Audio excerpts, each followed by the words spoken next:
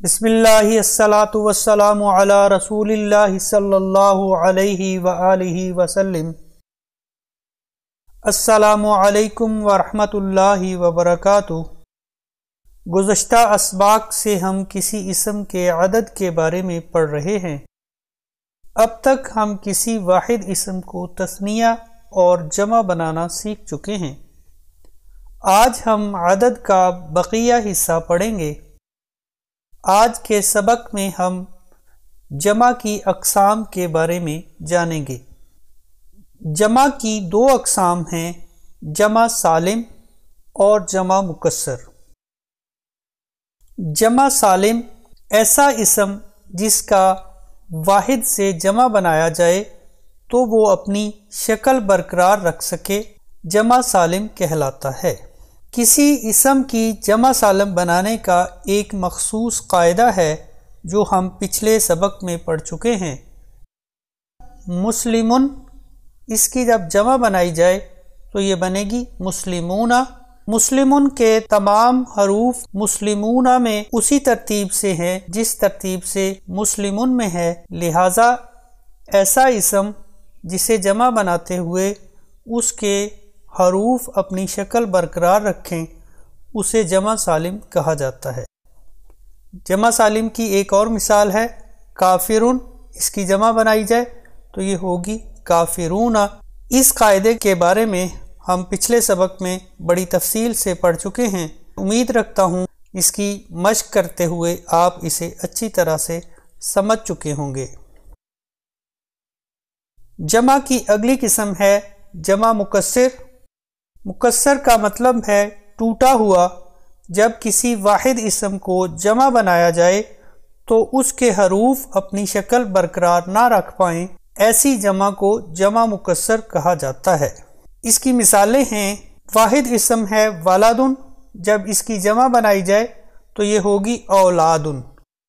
جمع پر غور کریں، ولدن میں استعمال ہونے والے حروف جمع میں اپنی اصل شکل برقرار نہیں رکھ پائے، اسی وجہ سے اسے جمع مکسر کہا جاتا ہے۔ جمع مکسر کی دیگر مثالیں ہیں قلم، اس کی جمع ہوگی اقلام۔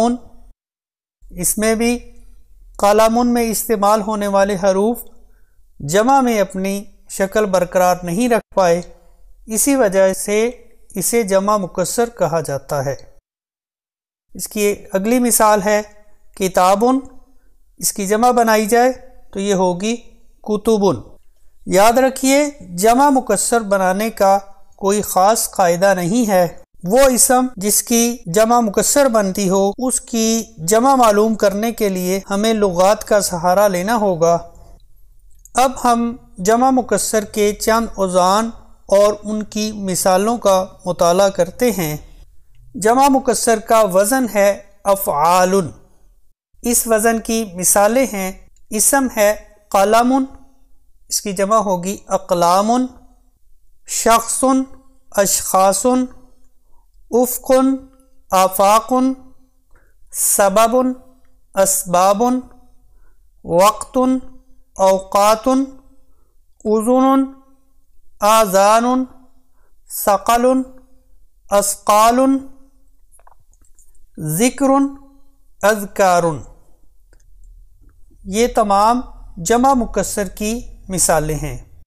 جمع مکسر کا اگلا وزن ہے فعال، اس کی مثال ہے عبد، اس کی جمع ہوگی عباد، حبل حبال، عظیم عظام، کبیر کبار، بحر بحار، جبل جبال، ظل ظلال، صوم، اس کی جمع ہوگی صیام، صغیر صغار، رمح رماح، رہن ریحان۔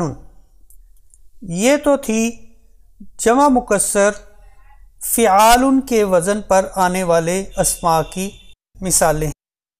جمع مکسر کا اگلا وزن ہے افعیلۃ، واحد اسم ہے لسان، اس کی جمع ہوگی السیناتن۔ اگلا اسم ہے جناحن، یہ واحد اسم ہے، اس کی جمع ہوگی اجنحتن۔ اسی طرح سے طعام، اس کی جمع ہوگی اطعمتن۔ متاع، اس کی جمع ہوگی امتعتن۔ اگلا اسم ہے عماد، اس کی جمع ہوگی اعمدتن۔ جمع مکسر کا اگلا وزن ہے افعلاء، اس کی مثالیں ہیں غنی، اس کی جمع ہوگی اغنیاء۔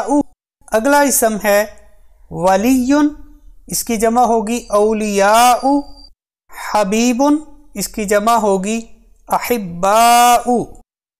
نبی، اس کی جمع ہوگی انبیاء۔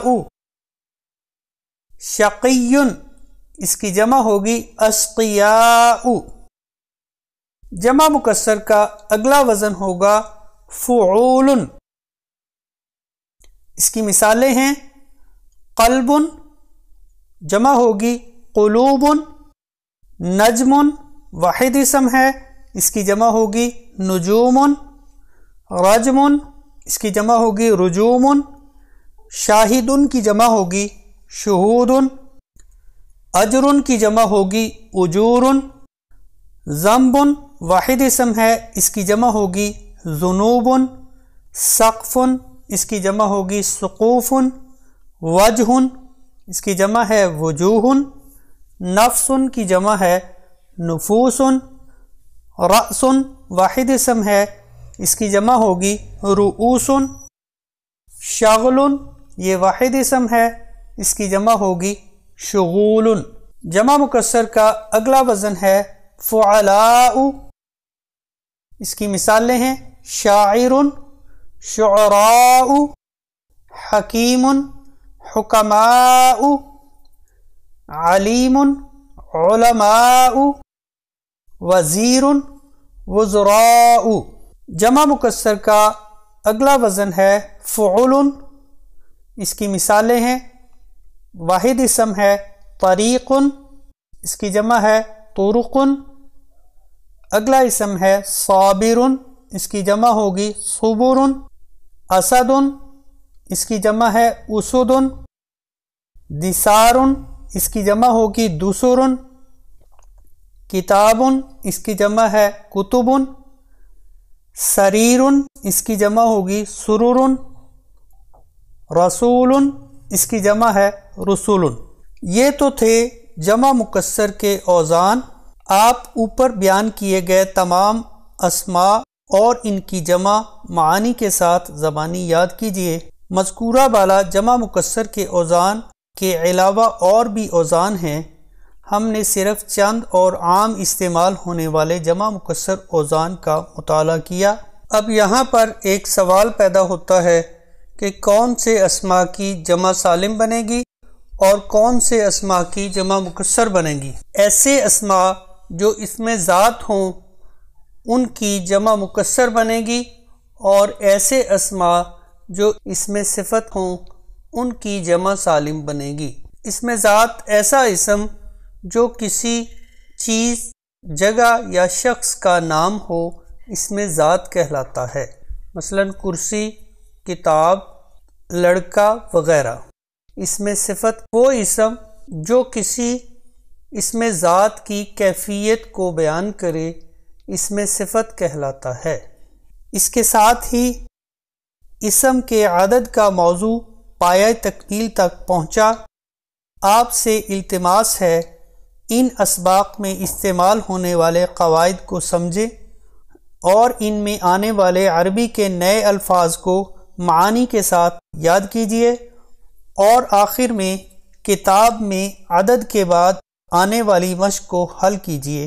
اس نظم کے ساتھ آپ سے اجازت چاہوں گا۔ بوڑھا ہو گیا ہوں میں، تھوڑا وقت دے دیا کر، بیٹھ کر دو چار ہی سہی مجھ سے باتیں کیا کر۔ تو ہی میری لاٹھی ہے، تو ہی میری روشنی، کچھ پل کے لیے میرے ساتھ راستہ طے کیا کر۔ مر جاؤں گا ایک دن، چلا جاؤں گا چھوڑ کر تجھے، جو بچی ہے زندگی صاحب، لمحے کچھ میرے لیے بھی رکھا کر۔ اللہ تعالیٰ سے دعا ہے کہ اللہ تعالیٰ ہمیں اپنے والدین کی قدر کرنے کی توفیق عطا فرمائے، آمین۔